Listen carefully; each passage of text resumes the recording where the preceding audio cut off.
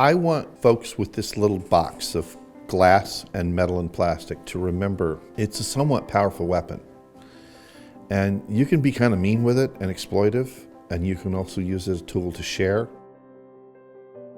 Don't take it lightly. It's serious. You know, that's the one thing people, they always say, like, man, you take this thing really serious. I'm going to steal a line from Robert Herman, my favorite street photographer in New York. And he'd been accruing this amazing file of New York street photos from the 70s and 80s. So now he's in a photo class in his mid-50s and a bit of a damaged guy, but a sweetheart, with these beautiful photos that have this strange sensibility because he was using a different part of his brain. And the teacher goes down the line and asks each little student, like, so why are you in photography?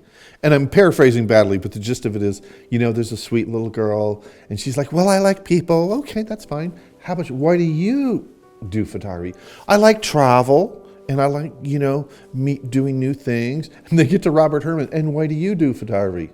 Because my life depends on it.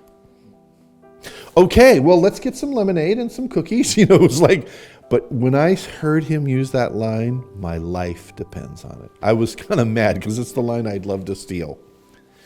My life depends on photography. And I never forget that spreading that life to somebody else can have negative or positive impacts. You just can't fire a gun into a crowd and hope you get lucky and don't hit anybody. You have to be much more responsible with that box. You can photograph chemically challenged people in Minamata, Japan and change the world. And, you know, you can shoot nasty pictures of looking up somebody's dress in the subway and every photographer is labeled a pornographer. We have to bear the burden of what other people do with our little box. So all we can do is be good stewards of our box. That's all we can do. But if we do it with love in our heart and an open mind, with curiosity, that tends to spread a little faster.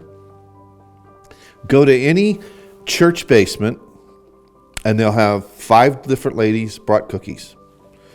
And old Madge, though, I don't know why she puts this baking powder instead of flour, but her cookies don't work. But word spreads fast about, don't get those. These are good. You learn the good cookies from the bad cookies really fast. Word will spread. Be a good cookie. Follow the recipe your mom gave you and share it. And make sure you know the difference between baking soda and flour, and you'll be fine.